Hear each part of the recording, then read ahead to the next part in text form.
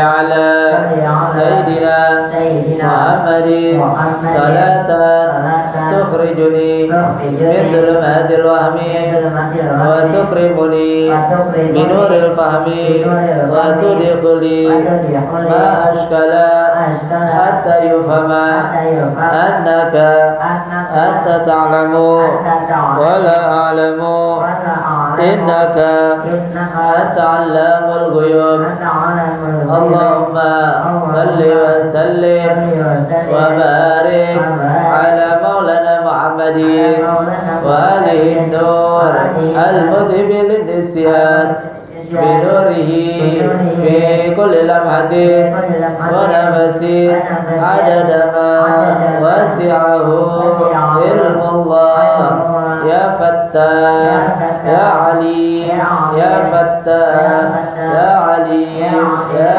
فتاح يا عليم افتح علينا فتوح العارفين صلى الله على مولانا محمد وعلى آله وصحبه وسلم نويت التعلم والتعليم والنفع والانتفاع والتذكر والتذكير والحث على التمسك في كتاب الله وسنة رسول الله والدلالة إلى الخير ابتغاء مرضاة الله وقربه وثوابه سبحانه وتعالى. Bismillahirrahmanirrahim. Assalamualaikum warahmatullahi wabarakatuh. Alhamdulillah, alhamdulillahi rabbil alamin, wassalatu wassalamu ala habibi rabbil alamin, sayyidina wa habibina wa syafi'ina wa nuri qulubina wa maulana Muhammadin. Ya Rasulullah, salamun alaik ya Rabi' ya Rasulullah, salamun alaik ya Rabi' ashani wa daradi ya Rasulullah, salamun alaik ya Rabi' ashani wa Allahumma salli wa sallim ala sayyidina Muhammadin al-fatih lima ughliq al-khatim lima sabaq nasiril haqqi bil haqqi wal hadi ila siratikal mustaqim wa ala alihi wa sahbihi haqqa qadrihi wa miqdarihi al-azim. Allahumma akhrijna min dhulumatil wahmi wa akrimna bi nuril fahmi waftah alaina bi ma'rifati ilmi wa hassin akhlaqana bil hilmi wa sahhil lana abwaaba fadlik وانشر علينا من خزائن رحمتك يا أرحم الراحمين. سبحانك لا علم لنا إلا ما علمتنا إنك أنت العليم الحكيم. رب اشرح لي صدري ويسر لي أمري واحلل عقدة من لساني يفقهوا قولي بجاه النبي وصحبه وآله أما بعد. Yang sama kita muliakan dan kita hormati Sahibul Bait, pimpinan Yayasan Al-Khairiyah Bapak Haji Abdullah, Ustazah Haji Aziza beserta keluarga seluruhnya, kita doakan panjang umur, sehat afiat, dijauhkan dari segala musibah, jauhkan dari segala penyakit zahiran wa batinan, amin amin ya rabbal alamin. Segenap hadirin hadirat jamaah ngaji Sabtu subuh Mahfidz Quran yang mohon maaf tidak dapat saya sebutkan namanya satu persatu seluruhnya. Mudah-mudahan duduk hadirnya kita di majelis ini menambah pundi-pundi pahala kita di hadapan Allah Subhanahu wa taala. Amin. Amin ya rabbal alamin. Alhamdulillah, kita bersyukur pada Allah Subhanahu wa taala pada pagi hari ini kita kembali berkumpul istiqamah, hadir, duduk, kemudian menghadiri daripada majelis ilmu. Mudah-mudahan duduk hadirnya kita di tempat ini menjadi sebab kita digolongkan menjadi hamba-hambanya yang beruntung di dunia, juga beruntung di akhirat. Amin amin ya rabbal alamin. Salawat beserta salam kita haturkan kepada junjungan kita Nabi besar Muhammad sallallahu alaihi wasallam yang telah menuntun kita umatnya minadz dzulumati ilan nur, minal akhlaqil fasidah ilal akhlaqil karimah. Hadirin hadirat yang dimuliakan oleh Allah, kita langsung saja lanjutkan kajian kita, yaitu daripada kitab Bulughul Maram sampai kepada hadis yang ke-52. An Sayyidina Umar ibn Khattab radhiyallahu taala anhu qala, ini hadis daripada Sayyidina Umar bin Khattab radhiyallahu anhu wa ardahu. Ini Sayyidina Umar bin Khattab adalah khalifah yang kedua. Penyebutan Amirul Mukminin pertama, khalifah Sayyidina Abu Bakar khalifatul Rasulillah. Makanya itu pas tarawih kita khalifatul Rasulillah. Kedua dan selanjutnya ada Amirul Mukmininnya. Yang pertamanya enggak ada Amirul Mukmininnya.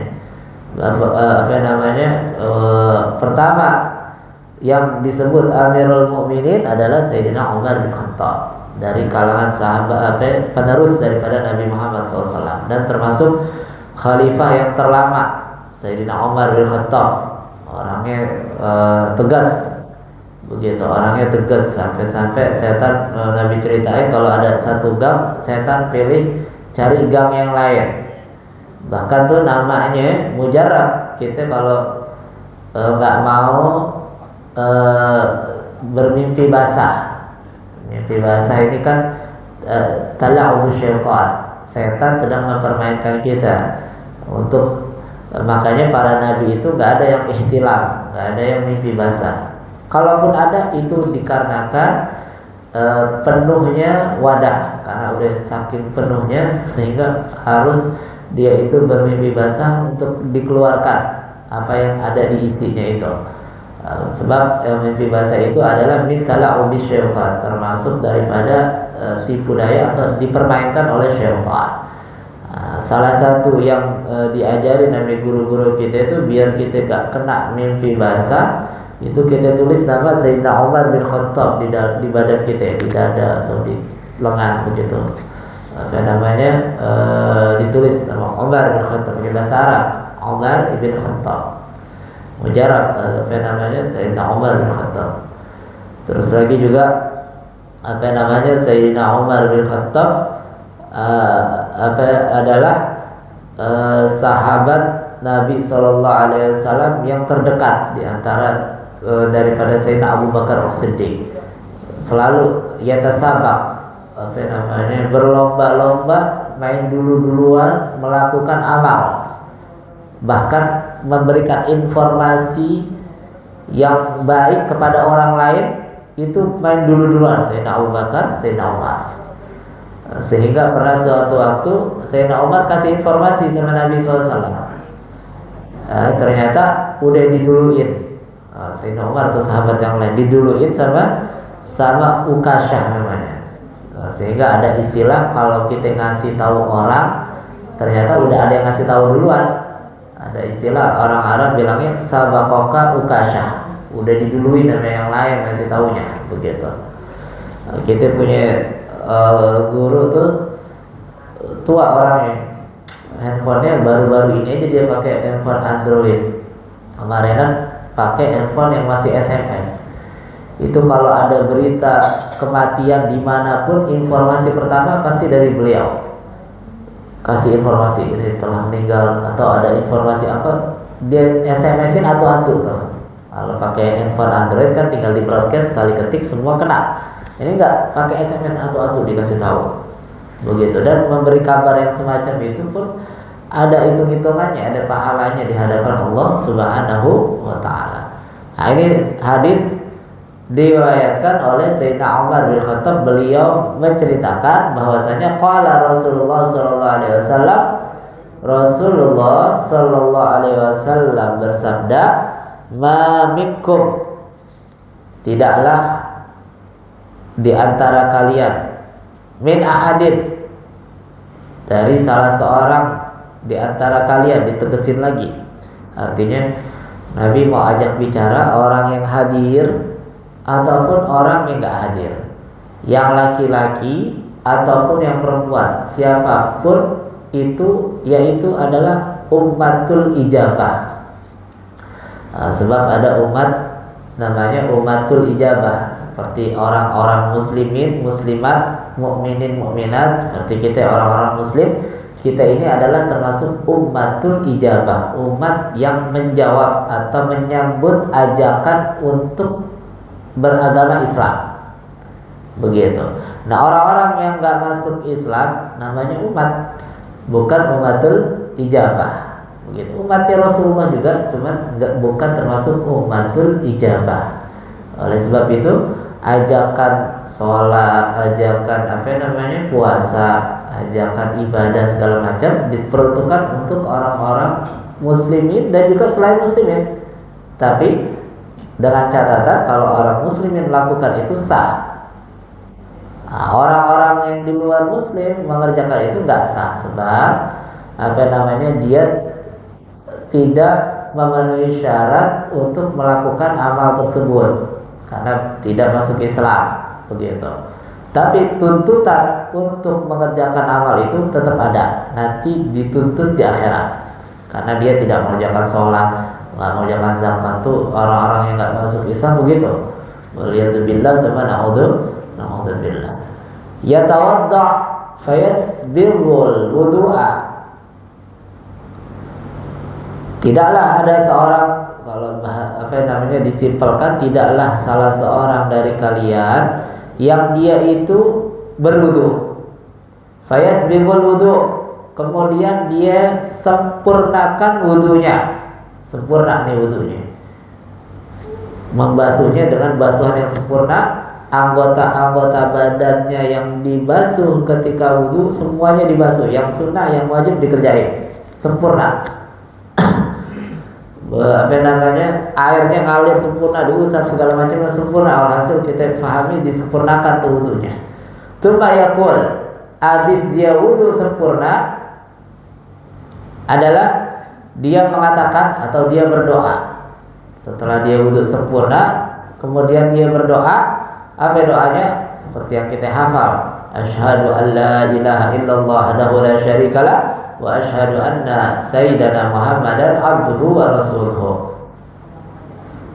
Kemudian dilanjutkan di riwayat yang lain, Allahumma ja'alni minat tawwabina wa ja'alni minal mutatahhirina. Sampai situ lah nasnya. Cuma kita doanya biasanya dilanjutkan wa ja'alni min ibadikas shalihin. Itu yang tidak baca doa ini, asyhadu alla, aku bersaksi Allah bahwasanya tidak ada Tuhan selain Allah. Artinya mengesakan Allah. Wahdahu la syarikalah, tidak ada sekutu bagi Allah. Kita kadang-kadang nih secara tanpa kita sadari, kita menjadikan Allah punya saingan. Secara gak sadar, secara gak langsung. Artinya terkadang kita itu suka, contoh kecilnya masalah rezeki, kita suka khawatir gak kebagian, kita suka khawatir gak keduman. Padahal yang punya rizki ar-razik wallah, yang maha memberi rizki adalah Allah. Dan rizku maksum, rezeki itu udah ada takarannya masing-masing semuanya. Kita kadang-kadang membiarkan waktu kita habis, bahkan kita melalaikan kewajiban kita untuk mengejar rezeki. Seakan-akan usaha yang kita usahakan untuk meraih rezeki bisa memperbanyak nominal rezeki yang kita dapat. Padahal enggak. Nah, terus gunanya apa kita berusaha? Kan Nabi SAW nyuruh kita usaha, ikhtiar, begitu. Kalau nggak ada gunanya ikhtiar, usaha, nggak ngaruh sama nominal yang kita bakal dapet, mendingan nggak usah usaha, duduk-duduk aja. Usahanya kita Yang kita lakukan bukan untuk memperbanyak daripada rizki yang kita raih, tapi usahanya kita itu adalah untuk mendapatkan pahala dari Allah. Orang Nabi bilang tuh, man asbaha kalan min amali kasbi, atau kama qala Nabi SAW, amsa maghfura, wa man amsa kalan min amali kasbihi asbaha maghfura. Nabi bilang, kalau ada orang pagi-pagi capek, letih, lelah karena kerja semalaman, pagi-pagi capek, letih karena kerja semalaman, sore harinya udah diampunkan oleh Allah Subhanahu wa taala dosa-dosanya. Begitu juga sebaliknya. Orang kerjanya sore-sore capek, seharian kerja, pagi-pagi dosa-dosanya udah diampunkan sama Allah Subhanahu wa taala. Dan banyak Nabi sebutkan keutamaan daripada orang-orang yang mencari rizki. Artinya orang-orang yang berusaha, keutamanya sangat banyak. Allah Subhanahu wa taala sangat senang seseorang yang mutkin fi amalihi, yang telaten dalam bekerja. Di antaranya terus lagi talabul halal faridatun ba'dal faridah. Talabul halal faridatun ala kulli muslim. Cari halal kewajiban bagi orang muslim. Berarti kalau kita mencari rezeki yang halal, dapat pahala. Kita sedang beramal dengan amal yang wajib. Karena mencari yang halal kan wajib, sehingga usahanya kita adalah untuk menggapai pahala dari Allah Subhanahu wa taala. Nominalnya atau gajinya deh, kita anggap ongkosnya atau gajinya itu bonus dari Allah Subhanahu wa taala. Udah pasti segitu. Sebab rizqu maksum, rizki udah dipatenkan sama Allah Subhanahu wa taala, yang dijelaskan oleh Nabi SAW dalam hadis panjangnya. Itu udah dipastikan. Orang yang baru di perut 4 bulan udah dipastikan rizkinya udah segitu. Kalau kita seumur hidup rizki kita misalnya 700 miliar, udah segitu, nggak bakal lebih, nggak bakal kurang, nggak bakal lebih. Tinggal bagaimana tuh rizkinya kita dapetinnya tuh. Kesucian badan kita harus dibarengi dengan kesucian rohani kita. Hati kita juga harus bersih daripada dosa, daripada kekurangan akhlak yang tidak terpuji, daripada akhlak yang tidak baik, begitu, daripada sifat-sifat atau penyakit hati. Ada sombong, ada iri, ada ria, ada ujub, ada lagi hasud, dengki, dendam, dan lain sebagainya. Nah, ini juga harus dibersihkan, harus disucikan ketika kita menghadap kepada Allah Subhanahu wa taala. Di dalam sholat kita juga digambarkan dengan gambaran yang lebih besar lagi ketika Nabi Muhammad SAW mau diisrakan oleh Allah dan dimi'rajkan oleh Allah Subhanahu wa taala. Nabi SAW disucikan juga, walaupun hatinya Nabi SAW nggak ada penyakit hatinya, tapi disucikan, mensucikan sesuatu yang suci. Tuhrun ala tuhrin, sallallahu alaihi wa alihi wa sahbihi wasallam.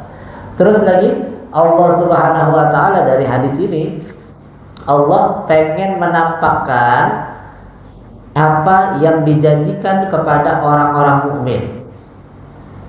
Begitu. Daripada apa? Daripada pahala, daripada keuntungan yang akan diraih, surga dan lain sebagainya. Agar apa? Agar seorang mukmin tersebut semangat mau wudunya, semangat baca doa wudunya. Kan kita kadang-kadang kalau diiming-imingin sama yang bagus-bagus, sama hadiah, kita pengen tuh semangat. Kalau nggak diiming-imingin, kita kadang-kadang suka males-malesan. Begitu. Buktinya, ini sholat subuh di sini berapa orang? Nggak sampai 100 kan? Ada di Condet. Itu ada satu masjid tapi musola. Hasil ada satu masjid atau musola. Itu kalau hari Jumat subuh yang sholat dikasih amplop 300.000. 300.000 itu ramenya luar biasa. Nah, yang ngasih itu yang punya toko handphone di situ. Enggak, namanya apa? Nama ininya siapa? Putra Siregar. Putra Siregar tuh. Nggak tahu masih apa enggak. Kemarin berapa bulan yang lalu masih jalan. Yang hadir ramenya luar biasa, 300.000. Apa di sini perlu dikasih 300.000 dulu kali ya? Jamaahnya rame, ustadznya bangkrut akhirnya. Jadi apa perlu diiming-imingin? Allah Subhanahu Wa Taala tahu tabiat kita. Emang perlu diiming-imingi dengan pahala, dengan surga, kenikmatan surga segala macamnya. Walaupun kenikmatan surga itu mala ainun ra'at wala udhunun sami'at wala khatara ala qalbin bashar. Kenikmatan dunia yang kita bayangkan, nikmatnya yang kita mau minta apa yang nggak pakai diminta, udah ada makanan bagi kita, bayangan kita kan begitu tuh. Bidadarinya udah luar biasa, kita bayangin segala macamnya. Itu surga yang sebenarnya di luar daripada apa yang kita gambarkan. Yang kita belum ada mata pernah memandang, belum ada telinga pernah dengar, belum ada hati yang bisa membayangkan daripada kenikmatan surga. Begitu. Itu gambaran-gambaran itu jauh di atas itu semuanya yang diceritakan, yang diriwayatkan daripada cerita surga yang begitu nikmatnya, itu jauh kenikmatan surga di atas itu semuanya. Tapi tahu nggak kenikmatan surga yang beraneka ragam yang kita damba-dambakan itu yang paling nikmat ketika seseorang ada di dalam surga adalah ketika dia itu melihat kepada Allah Subhanahu Wa Taala. Ketika melihat kepada Allah. Terus ada sahabat nyelutuk, melihat Allah bagaimana? Orang rame-rame. Jadi gambarannya kalau mau kita logikakan kayak ngeliat bulan begitu. Semua orang bisa, di Amerika bisa ngeliat bulan, di Indonesia bisa ngeliat bulan. Gambarannya begitu kurang lebihnya. Nah, mungkin di luar dari itu lagi apa yang tidak sesuai dengan gambar. Cuma kalau kita mau ngasih gambaran seperti itu. Nah, orang yang derajatnya tinggi sering, makin tinggi derajatnya makin sering melihat kepada Allah Subhanahu Wa Taala. Makanya di Al-Quran dikatakan apa? Walillahil asmaul husna wa ziyadah. Begitu kayak ayatnya. Kurang lebih begitu. Asmaul husna wa ziyadah. Ziyadah ini adalah memandang kepada Allah Subhanahu wa taala. Terus lagi ya, Allah menggabungkan dari hadis ini nih. Allah ingin menggabungkan antara kesucian jasmani dengan kesucian rohani. Kesucian jasmani dengan air kita usap sehingga bersih, tangannya bersih, kakinya bersih. Makanya kita kemarin tuh pas tahun 2019 sampai 2022 kita nggak usah sebut masalahnya apa, ntar dia datang lagi. Kita diajarin cuci tangan gitu. Itu Nabi Muhammad SAW udah ajarin kita cuci tangan. Mau makan cuci tangan, bangun tidur cuci tangan, mau sholat kita mesti cuci tangan sehari semalam minimal 5 kali kita wudu. Begitu. Mau makan cuci tangan. Diajarin sama Nabi SAW kebersihan. Jadi Islam udah ngajarin kebersihan dulu sebelum orang-orang ngajarin kita kebersihan. Begitu. Allah Subhanahu wa taala ingin menggabungkan kesucian jasmani dengan kesucian rohani, yaitu dengan apa? Doa.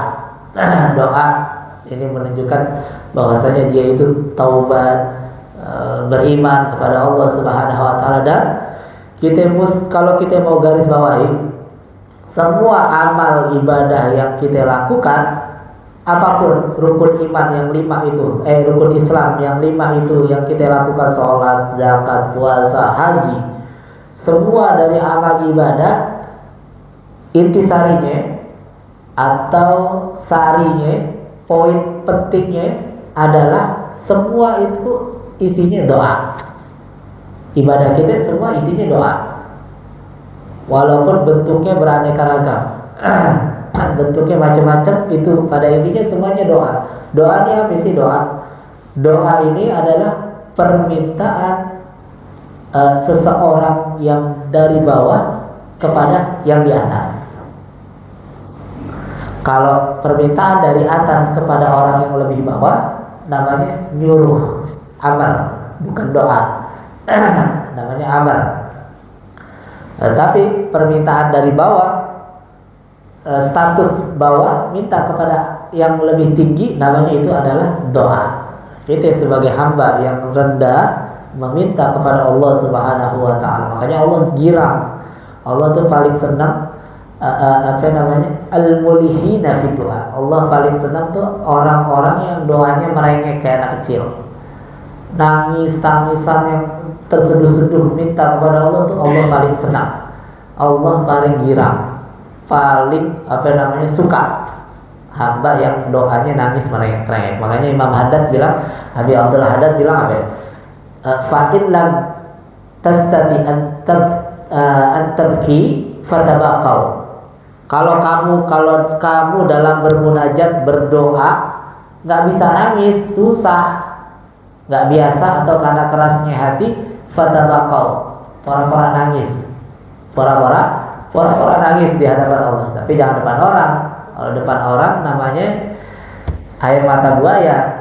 Nangisnya di hadapan Allah. Lagi tahajud nggak bisa nangis, itu pura-pura nangis dah. Ingat yang sedih-sedih apa kayak begitu. Imam Haddad sampai ajarin begitu. Sebab Allah girang, Allah senang sama orang yang doanya nangis-nangis. Wallahu a'lam bishawab. Kalau ada yang mau tanya satu deh, persilahkan. Kalau bisa kita jawab, kita jawab. Udah pada pintar-pintar. Boleh. Kalau sholat subuhnya diiringi dengan uang itu udah pahala nggak?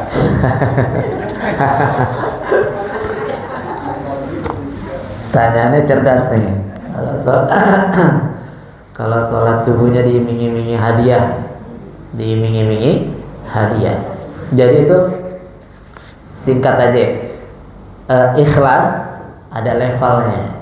Ikhlas ada level-levelannya tuh. Ada di kitab-kitab punya guru tuh, Habib Zain bin Ibrahim Al-Sumit disebutin juga tuh. Al-Manhajus Sawi. Sedikit kita kutip dari situ. Jadi ikhlas tuh, pertama ikhlas harus selama-lamanya, sampai kapanpun. Ikhlas sampai kita meninggal baru stop dah tuh. Ikhlas sudah sampai situ mentoknya. Terus ikhlas ini ada level-levelnya. Ada level yang tertinggi, yaitu ikhlas hanya beramal hanya karena Allah, nggak ada lain. Biasanya yang model begini nggak akan peduli sama cacian orang atau pujian orang, nggak berubah tuh amalnya. Biasanya begitu. Udah ikhlas karena Allah banget tuh. Ada kalanya ikhlas level rendahan lagi, pengen dapat sorga, bidadari, kenikmatan, makan enak, anugerah segala macam. Masih kategori ikhlas tuh, ngarepin, kan itu ngarepin namanya, ngarepin sorga, ada timbal baliknya kan begitu. Tapi masih kategori ikhlas, pengen sorga. Ada lagi beramal takut sama neraka, masih kategori ikhlas juga tuh, masih kategori ikhlas. Nah, kalau beramal karena iming-iming hadiah duniawi atau nggak enak sama fulan atau takut sama seseorang sehingga kita melakukan itu, maka itu namanya bukan ikhlas, namanya terpaksa.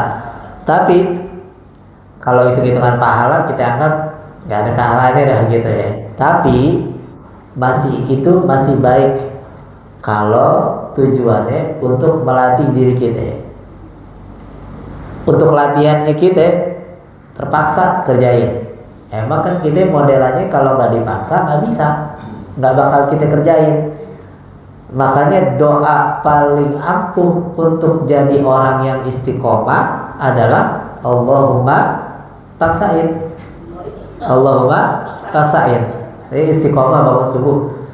Biar istiqomah bangun subuh gimana? Doanya paling ampuh Allahumma paksain. Imam Ghazali dulu waktu belajar ilmu agama pertama-tama berdua sama saudaranya. Dia belajar di salah satu sekolah deh kalau zaman sekarang. Salah satu guru, salah sekolah. Pertama tujuannya biar dapat makan, karena di situ dikasih makan sama gurunya. Begitu. Awalnya nggak, kan itu hitungannya nggak ikhlas tuh. Tapi lambat laun setelah dia menuntut ilmu dan dia merasakan nikmatnya ilmu, sehingga niatnya berubah. Niatnya berubah begitu. Dan apa namanya? Saya punya guru tuh Habib Hasan Baharud bilang kalau ikhlas nih salah satu tandanya tadi dipuji nggak berubah, dicaci nggak berubah. Terus Habib Hasan bilang apa namanya? Maka lillahi yanmu wa yastamir. Orang kalau beramal ikhlas karena Allah, maka itu amal akan konsisten, istiqomah, terus akan berkembang. Kalau nggak istiqomah, berarti jangan-jangan niatnya salah. Niatnya salah. Kita nggak usah tole-tole dah, ya. Apa namanya? Kita introspeksi kita dah. Kalau ini mungkin niatnya ada yang salah, ada yang tujuannya beda, tujuannya ini. Kan kalau tujuannya karena Allah, misalnya Bang Juki nih niatnya karena Allah, Bang Juki kesel sama Cipek nih, ya enggak? Kan sama-sama duduk di sini. Kalau dia kesel kan dia gak bakal datang. Ada Cipek, gue malas dah. Karena kan ada Cipek, begitu. Nah, tapi kalau karena Allah dia datang aja, karena dia datang bukan karena ini, bukan karena ini, bukan karena ini, tapi karena Allah. Gambarannya kurang lebih begitu dah, ya. Wallahu a'lam bishawab. Mudah-mudahan yang sedikit ada manfaatnya bisa kita amalkan dalam hidup dan kehidupan kita. Semoga kita dijadikan hamba-hambanya terus ikhlas dalam beramal, istiqomah dalam beramal. Kita semuanya sedang berusaha untuk menjadi orang-orang yang istiqomah, orang-orang yang ikhlas beramal hanya karena Allah Subhanahu wa taala. Semoga Allah kabulkan segala apa yang kita cita-citakan, apa yang kita inginkan diijabah oleh Allah Subhanahu wa taala. Ala hadhihi niyyah wa ala kulli niyyah shalihah. Al-Fatihah. A'udzubillahi minasyaitonir rajim.